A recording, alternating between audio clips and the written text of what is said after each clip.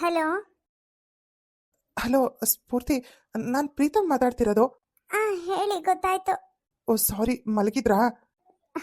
ನೈಟೆಲ್ಲ ಸರಿಯಾಗಿ ನಿದ್ರೆ ಇರ್ಲಿಲ್ವಲ್ಲ, ಹಾಗಾಗಿ ಇನ್ನೂ ಎದ್ದಿರ್ಲಿಲ್ಲ. ಹೇಳಿ. ಅದೇ ಆ ಅಡ್ರೆಸ್ನ ನೀವು ವಾಟ್ಸಪ್ ಮಾಡಿದ್ರಲ್ಲ, ಆ ಜಾಗಕ್ಕೆ ನೀವು ಬರ್ತೀರಾ ಅಂತ ಕೇಳಕ್ಕೆ ಫೋನ್ ಮಾಡಿದೆ. ಯಾಕಂದ್ರೆ ಅವ್ನು ನೀವು ಬರ್ತೀರಾ ಅನ್ನೋ ನಂಬಿಕೆ ಮೇಲೆ ತಾನೇ ಅಡ್ರೆಸ್ ಕಳಿಸಿರೋದು. ಹೌದು, ಆದ್ರೆ ನಮ್ಮ ಅಪ್ಪ ಅಮ್ಮ ನನ್ನ ಹಾಗೆಲ್ಲ ಹೊರಗಡೆ ಕಳ್ಸಲ್ಲ. ಏನ್ ಮಾಡೋದು? ಅಯ್ಯೋ, ಹಾಗಂದ್ರೆ ಹೇಗೆ? ಹೇಗೂ ನೀವು ಕಾಲೇಜಿಗೆ ಹೋಗ್ತೀರಲ್ವಾ, ಇವತ್ತು ಒಂದು ದಿವಸ ಕಾಲೇಜ್ ಬಂಕ್ ಮಾಡಿ ಅಲ್ಲಿಗೆ ಬರ್ಬೋದಲ್ವಾ? ಇಲ್ಲ, ನಮ್ಮ ತಂದೆ ತಾಯಿ ನನ್ನ ಕಾಲೇಜ್ಗೂ ಸಹ ಕಳಿಸ್ತಾ ಇಲ್ಲ. ಕರೆನ್ಸ್ಪಾಂಡೆನ್ಸ್ ಅಲ್ಲಿ ಓದ್ಕೋ ಅಂತ ಹೇಳಿದ್ರು. ಹಾಗಾಗಿ ನಾನು ಮನೇಲೆ ಕುತ್ಕೊಂಡು ಓದ್ಕೊಳ್ತಾ ಇದ್ದೀನಿ. ನನ್ನ ಪರಿಸ್ಥಿತಿ ಹೀಗಿರುವಾಗ ನಾನು ಹೇಗೆ ಅಲ್ಲಿಗೆ ಬರಲಿ? ಹೌದಾ, ನಿಮ್ಮನೇಲಿ ಅಷ್ಟೊಂದು ಸ್ಟ್ರಿಕ್ಟಾ? ಮತ್ತೀಗ ಅನುಷಾ ಅವ್ರನ್ನ ಹೇಗೆ ಬಿಡಿಸ್ಕೊಂಡು ಬರೋದು? ಅದೇ ನನಗೂ ಗೊತ್ತಾಗ್ತಿಲ್ಲ. ಏನಾದರೂ ಒಂದು ಸುಳ್ಳು ಹೇಳಿ ಬನ್ನಿ ಪ್ಲೀಸ್. ಇದು ಒಂದು ಸರಿ, ಇನ್ಯಾವತ್ತೂ ನಾನು ನಿಮಗೆ ತೊಂದರೆ ಕೊಡಲ್ಲ. ಸರಿ, ನಾನು ಯೋಚನೆ ಮಾಡಿ ಫೋನ್ ಮಾಡ್ತೀನಿ. ಒಂದು 10 ನಿಮಿಷ. ಸರಿ, ನಿಮ್ಮ ಕಾಲ್ಗೋಸ್ಕರನೇ ಕಾಯ್ತಾ ಇರ್ತೀನಿ. ಬಾಯ್. ಹೇಗಾದ್ರೂ ಮಾಡಿ ಅನುಷಾ ಅಕ್ಕನ್ನ ಬಿಡಿಸ್ಕೊಂಡು ಬರಬೇಕು. ಆದ್ರೆ ನಾನು ಇಲ್ಲಿಂದ ಮೊದಲು ಆಚೆಗೆ ಹೋಗೋದು ಹೇಗೆ? ಹಾ, ಇದು ಒಳ್ಳೆ ಐಡಿಯಾ. ಅಮ್ಮ, ಅಮ್ಮ. ಏನೇ ಸ್ಫೂರ್ತಿ, ನಾನು ಅಡಿಗೆ ಮನೇಲಿ ಏನೋ ಕೆಲಸ ಮಾಡ್ತಿರ್ತೀನಿ, ನೀನು ಅದೇನು ಬಂದು ಹೇಳಕ್ಕಾಗಲ್ವಾ? ಅಮ್ಮ, ನಾನಲ್ಲಿ ಬರಕ್ಕಾಗಲ್ಲ ಅಂತಾನೆ ನಿನ್ನನ್ನು ಕರೆದಿದ್ದು. ಹೌದಾ? ಯಾಕೆ? ಅಮ್ಮ, ಇವತ್ತು ನನಗೆ 4 ಸಬ್ಜೆಕ್ಟ್ದು ಆನ್ಲೈನ್ ಟೆಸ್ಟ್ ಇದೆ. ಸೊ ನನಗೆ ಯಾರು ಡಿಸ್ಟರ್ಬ್ ಮಾಡೋ ಹಾಗಿಲ್ಲ. ಮಧ್ಯ ಸ್ಫೂರ್ತಿ, ಊಟಕ್ಕೆ ಬಾ. ಸ್ಫೂರ್ತಿ, ಜ್ಯೂಸ್ ಕುಡಿದ್ಯಾ? ಸ್ಫೂರ್ತಿ, ಬಾಗಲ್ ತೆಗಿಯೇ ಅಂತ ಪದೇ ಪದೇ ಕೂಗ್ಬೇಡ.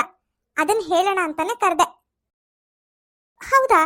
ಅಂದ್ರೆ ನಿನಗೆ ಮೊಬೈಲಲ್ಲೇ ಟೆಸ್ಟ್ ಕೊಡ್ತಾರ ಅವರು? ಹೌದು, ಅದಕ್ಕೆ ಹೇಳ್ತಾ ಇರೋದು. ಈಗ ನಾನು ತಿಂಡಿ ತಿನ್ಬಿಟ್ಟು ಬಂದು ರೂಮಲ್ಲಿ ಕೂತ್ಕೊಳ್ತೀನಿ. ಸಾಯಂಕಾಲದವರೆಗೂ ನನ್ನ ಯಾರು ಡಿಸ್ಟರ್ಬ್ ಮಾಡಬೇಡಿ.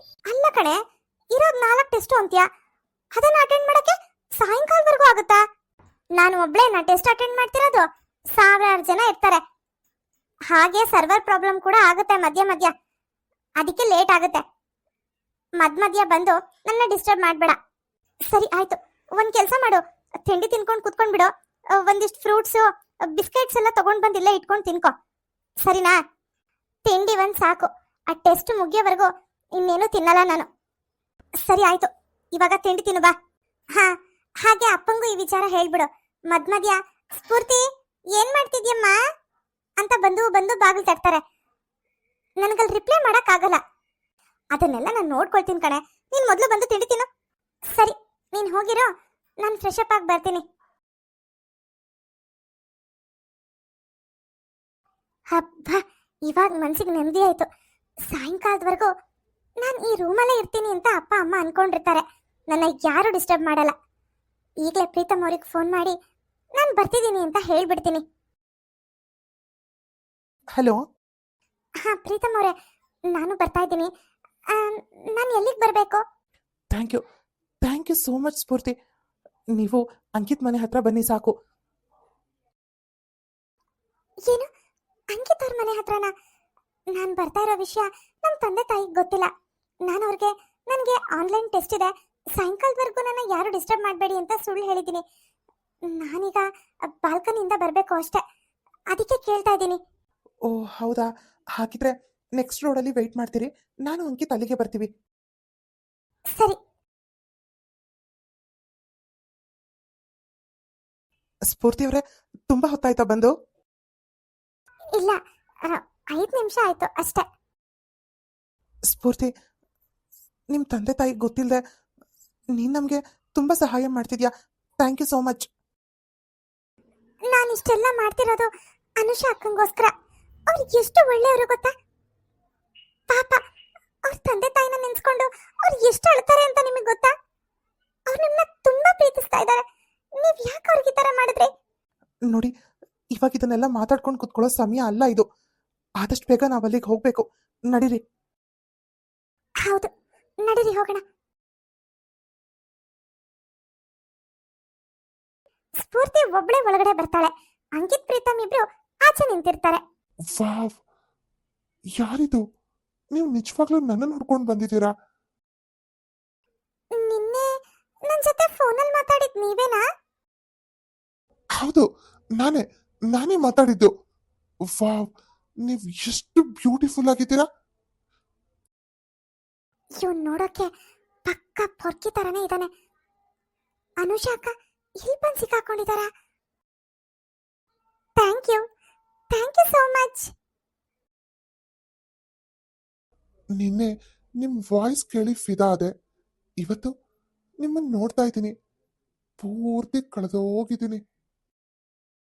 ಏನಿಲ್ಲ, ನೀವ್ ಹೇಳ್ತಿರೋದೆಲ್ಲ ಬರೀ ಸುಳ್ಳು. ಇಲ್ಲ, ನಾನ್ ನಿಜ ಹೇಳ್ತಾ ಇದ್ದೀನಿ. ನೀವು ನೋಡೋಕ್ ತುಂಬಾ ಚೆನ್ನಾಗಿದ್ದೀರಾ. ನೀವು ನನಗೆ ತುಂಬಾ ಇಷ್ಟ ಆಗಿದ್ದೀರಾ.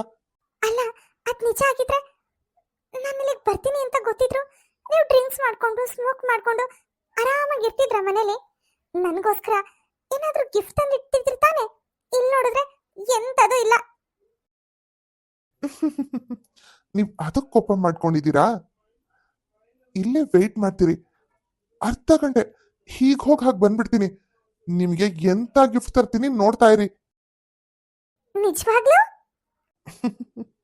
ನೀವ್ ಇಲ್ಲೇ ಕೂತಿರಿ, ಅರ್ಧ ಗಂಟೆ ಬಂದ್ಬಿಡ್ತೀನಿ.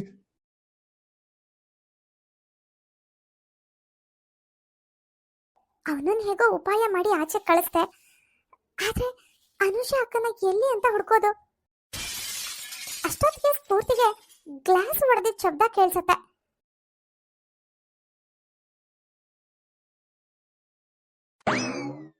ಅನುಷಾ ಅಕ್ಕ, ಸ್ಫೂರ್ತಿ ನೀನು ಇಲ್ಲಿ ಹೇಗೆ ಬಂದೆ? ಅಯ್ಯೋ, ಅದೆಲ್ಲ ಆಮೇಲೆ, ಮೊದಲು ಇಲ್ಲಿಂದ ಹೊರಡೋಣ ನಡೀರಿ. ಹೇಗೆ ಹೊರಡಕ್ಕಾಗುತ್ತೆ ಸ್ಫೂರ್ತಿ? ಆ ಪಾಪಿ ಇಲ್ಲೇ ಕೂತಿದ್ದಾನಲ್ಲ, ಅವನಿಂದ ತಪ್ಪಿಸ್ಕೊಂಡು ಹೋಗಕ್ ಸಾಧ್ಯನೇ ಇಲ್ಲ. ಅವನು ಅಲ್ಲಿಲ್ಲ.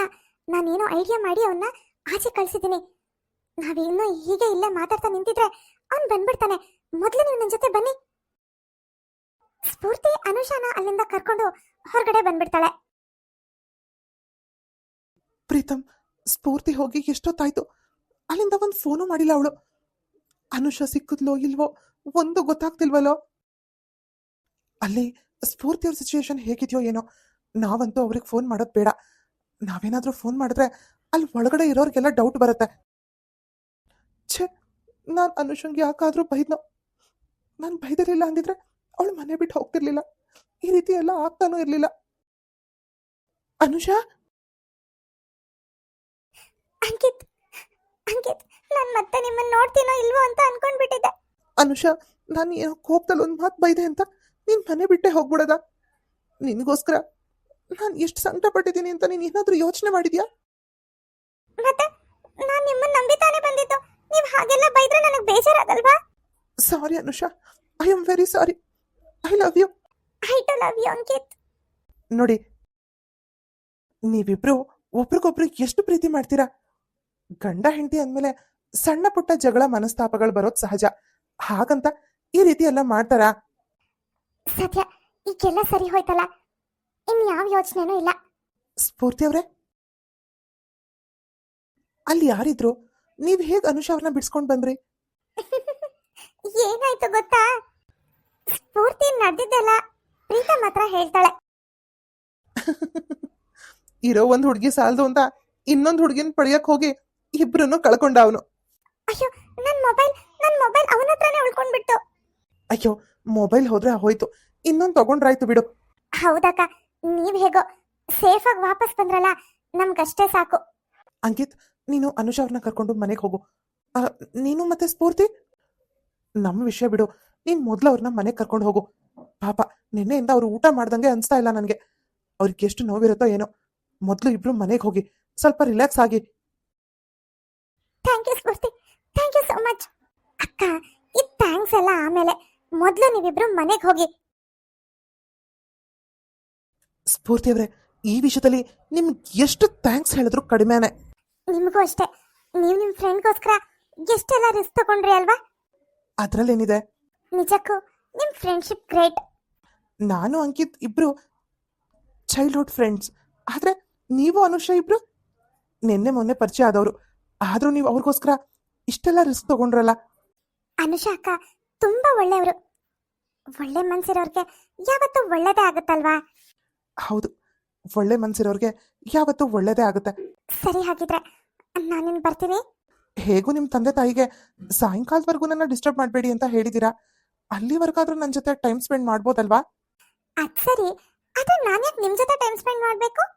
ಅದು ಅದು ಏನಿಲ್ಲ, ಸುಮ್ಮನೆ ಇನ್ಮೇಲೆ ನಾವಿಬ್ರು ಫ್ರೆಂಡ್ಸ್ ಅಲ್ವಾ, ಅದಕ್ಕೆ. ಹೌದಲ್ವಾ? ಸರಿ, ಬನ್ನಿ ಇಲ್ಲೇ ಕುತ್ಕೊಂಡು ಸ್ವಲ್ಪ ಹೊತ್ತು ಮಾತಾಡೋಣ. ಮತ್ತೆ ನಿಮ್ಮ ಫ್ಯೂಚರ್ ಪ್ಲಾನ್ ಏನು? ಅಯ್ಯೋ, ನನ್ನ ಆಸೆ ಎಲ್ಲ ಗಂಟ್ ಕಟ್ಟಿ ಅಟ್ಟದ ಮೇಲೆ ಎಸ್ಬಿಟ್ಟಿದ್ದೀನಿ. ಇನ್ ಫ್ಯೂಚರ್ ಪ್ಲಾನ್ ಎಲ್ಲಿಂದ ಬಂತು? ಯಾಕೆ ಸ್ಫೂರ್ತಿ, ಯಾಕೆ ಈ ರೀತಿ ಹೇಳ್ತಿದ್ದೀರಾ? ನನಗೂ ಎಲ್ಲರ ತರ ಕಾಲೇಜಿಗೆ ಹೋಗ್ಬೇಕು, ಕಾಲೇಜ್ ಲೈಫ್ನ ಎಂಜಾಯ್ ಮಾಡಬೇಕು, ಫ್ರೆಂಡ್ಸ್ ಜೊತೆ ಟ್ರಿಪ್ಪು ಪಾರ್ಟಿ ಅಂತ ಸುತ್ತಬೇಕು ಅಂತ ತುಂಬಾ ಆಸೆ ಇತ್ತು. ಆದ್ರೆ ನಮ್ಮ ಮನೇಲಿ ಯಾವುದಕ್ಕೂ ಅವಕಾಶ ಇಲ್ಲ, ಓದೋದಕ್ಕೆ ಸಹ ಹೊರಗಡೆ ಕಳಿಸ್ಲಿಲ್ಲ. ಅಂದಮೇಲೆ ನಾನು ಏನ್ ಮಾಡಕ್ಕಾಗುತ್ತೆ? ಹೇಗೋ ಡಿಗ್ರಿ ಒಂದು ಕಂಪ್ಲೀಟ್ ಆದ್ರೆ ಮುಂದಕ್ಕೆ ಕೆಲಸ ಅಂತನಾದ್ರೂ ಹೊರಗಡೆ ಕಳಿಸ್ತಾರೋ, ಅಥವಾ ಅಷ್ಟೊತ್ತಿಗೆ ಮದ್ವೆ ಮಾಡ್ಕೊ ಅಂತ ಮತ್ತೆ ಅದೇ ರಾಗ ಎಳಿತಾರೋ ಗೊತ್ತಿಲ್ಲ. ಅಲ್ಲ, ನಿಮ್ಮ ಮನೇಲಿ ಯಾಕೆ ಹೀಗೆ? ನಮ್ ತಂದೆಗೆ ಹುಡುಗರಿರೋ ಕಾಲೇಜಿಗೆ ಸೇರ್ಸಕ್ಕೆ ಇಷ್ಟ ಇಲ್ಲ, ಬರೀ ಹುಡುಗಿರಿರೋ ಕಾಲೇಜ್ಗೆ ಸೇರಿಸ್ತೀನಿ ಅಂತ ಹಠ. ಆದ್ರೆ ಈ ಊರಲ್ಲಿ ಬರೀ ಗರ್ಲ್ಸ್ ಕಾಲೇಜ್ ಎಲ್ಲಿದೆ ಡಿಗ್ರಿದು? ಬೇರೆ ಊರಿಗೆ ಕಳ್ಸಕ್ಕೂ ಇಷ್ಟಪಡಲ್ಲ, ಹಾಸ್ಟೆಲ್ ಅಲ್ಲಿ ಕಳ್ಸಕ್ಕೂ ಇಷ್ಟಪಡಲ್ಲ. ಹೀಗಿರುವಾಗ ನಾನು ಹೇಗೆ ಓದಕ್ಕಾಗುತ್ತೆ? ಆದ್ರೆ ನನಗೆ ಓದೋದು ಅಂದ್ರೆ ತುಂಬಾ ಇಷ್ಟ, ಅದಕ್ಕೆ ಕರೆಸ್ಪಾಂಡೆನ್ಸ್ ತಗೊಂಡಿದ್ದೀನಿ. ಹಾಗಿದ್ರೆ ನೀವು ಎಲ್ಲೋ ಫ್ರೆಂಡ್ಸ್ ಜೊತೆ ಸುತ್ತಾಡಲ್ವಾ? ಮನೇಲಿ ಒಬ್ರೇ ಇರ್ತೀರಾ? ಹೌದು, ನನಗೆ ಇತ್ತೀಚೆಗೆ ಫ್ರೆಂಡ್ ಆಗಿರೋದು ಅಂದ್ರೆ ಅನುಷಾ ಅಕ್ಕ ಒಬ್ರೆ. ಇನ್ಮೇಲೆ ನಿಮ್ಗೆ ಇನ್ನೂ ಒಬ್ರು ಫ್ರೆಂಡ್ ಇದ್ದಾರೆ. ಇನ್ನೂ ಒಬ್ರ? ಯಾರದು? ನಾನೇ. Thank you so much Preetham. ಸರಿ, ನೀವಿನ್ ಹೊರಡಿ. ನಿಮ್ಮನೇಲಿ ಇಷ್ಟೊಂದು ರಿಸ್ಟ್ರಿಕ್ಷನ್ಸ್ ಇರಬೇಕಾದ್ರೆ ನೀವು ತುಂಬಾ ಹೊತ್ತು ಇಲ್ಲಿದ್ರೆ ಚೆನ್ನಾಗಿರಲ್ಲ. ನೀವು ಇಲ್ಲಿಂದ ಹೊರಡಿ. ಸರಿ, ನಾನೇನ್ ಬರ್ತೀನಿ. ಆಗಾಗ ಫೋನ್ ಮಾಡ್ತೀರಿ, ನಾನು ನಿಮಗೆ ಫೋನ್ ಮಾಡ್ಬೋದಾ? ಆದ್ರೆ ನೈಟ್ 9 ಗಂಟೆ ಮೇಲ್ ಮಾಡಿ, ಅವಾಗ ನಾನು ಊಟ ಎಲ್ಲ ಮುಗಿಸಿ ರೂಮ್ ಒಳಗೆ ಬಂದ್ರೆ ಇನ್ ಬೆಳಗ್ಗೆನೆ ಕೆಳಗಡೆ ಹೋಗೋದು. ಸರಿ, ಆಯ್ತು. ಓಕೆ, ಬಾಯ್ ಪ್ರೀತಮ್. ಬಾಯ್. ಯಾಹೂ, ವಾವ್, ಸ್ಫೂರ್ತಿ ಅವರು ಎಂತ ಹುಡುಗಿ! ನೋಡೋಕ್ಕೂ ಚೆನ್ನಾಗಿದ್ದಾರೆ, ಒಳ್ಳೆ ಗುಣ, ನಡತೆ, ಸ್ವಭಾವ ಎಲ್ಲ ಇದೆ. ನನ್ನ ಹುಡುಗಿ ಹೇಗಿರ್ಬೇಕು ಅಂತ ನಾನು ಎಕ್ಸ್ಪೆಕ್ಟ್ ಮಾಡ್ತಿದ್ದೋ ಆ ಎಲ್ಲ ಗುಣಗಳು ಅವರಲ್ಲಿದೆ. ಥ್ಯಾಂಕ್ಸ್ ದೇವ್ರೆ, ನನ್ನ ಹುಡುಗಿನ ನೀನು ಹುಡುಕೊಟ್ಟಿದ್ದಕ್ಕೆ. ಅನುಷಾ ವಿಷಯದಲ್ಲಿ ಯಾವಾಗ ಸ್ಫೂರ್ತಿ ಅಷ್ಟೊಂದು ರಿಸ್ಕ್ ತಗೊಂಡ್ಲೋ ಆಗ್ಲೇ ಪ್ರೀತಮ್ ಡಿಸೈಡ್ ಮಾಡಿರ್ತಾನೆ ಮದ್ವೆ ಆದ್ರೆ ಇವಳನ್ನೇ ಆಗ್ಬೇಕು ಅಂತ. ಅವನಿಗೆ ಗೊತ್ತೋ ಗೊತ್ತಿಲ್ದೇನೋ ಪ್ರೀತಮ್ ಸ್ಫೂರ್ತಿನ ಪ್ರೀತಿ ಮಾಡಕ್ ಶುರು ಮಾಡಿರ್ತಾನೆ. ಪ್ರೀತಮ್ ಸ್ಫೂರ್ತಿಗೆ ತನ್ನ ಪ್ರೀತಿ ವಿಷಯ ಹೇಳ್ತಾನ. ಸ್ಫೂರ್ತಿ ಪ್ರೀತಮ್ ಪ್ರಪೋಸಲ್ ನ ಅಕ್ಸೆಪ್ಟ್ ಮಾಡ್ಕೊಳ್ತಾಳ. ಮುಂದೇನಾಗುತ್ತೆ ಅನ್ನೋದನ್ನ ನೆಕ್ಸ್ಟ್ ಎಪಿಸೋಡ್ ನಲ್ಲಿ ನೋಡೋಣ. ಈ ಎಪಿಸೋಡ್ ನಿಮ್ಗೆ ಸ್ವಲ್ಪನಾದ್ರೂ ಇಷ್ಟ ಆಗಿದ್ರೆ ಪ್ಲೀಸ್ ನಮ್ಮ ಚಾನಲ್ ನ ಸಬ್ಸ್ಕ್ರೈಬ್ ಮಾಡಿ, ಹಾಗೆ ಲೈಕ್ ಮಾಡಿ, ಶೇರ್ ಮಾಡಿ, ಕಮೆಂಟ್ ಮಾಡಿ. ಇನ್ನು ಯಾರು ಸಬ್ಸ್ಕ್ರೈಬ್ ಮಾಡ್ಕೊಳ್ದೆ ನಮ್ಮ ಚಾನಲ್ ನೋಡ್ತಾ ಇದ್ದೀರಾ ಅವರೆಲ್ಲರೂ ಪ್ಲೀಸ್ ಸಬ್ಸ್ಕ್ರೈಬ್ ಮಾಡ್ಕೊಳ್ಳಿ ಅಂತ ಹೇಳ್ತಾ ಇಂದಿನ ಎಪಿಸೋಡ್ ನ ಮುಗಿಸ್ತಾ ಇದ್ದೀನಿ. ನೆಕ್ಸ್ಟ್ ಎಪಿಸೋಡ್ ನಲ್ಲಿ ಸಿಗೋಣ. By friends.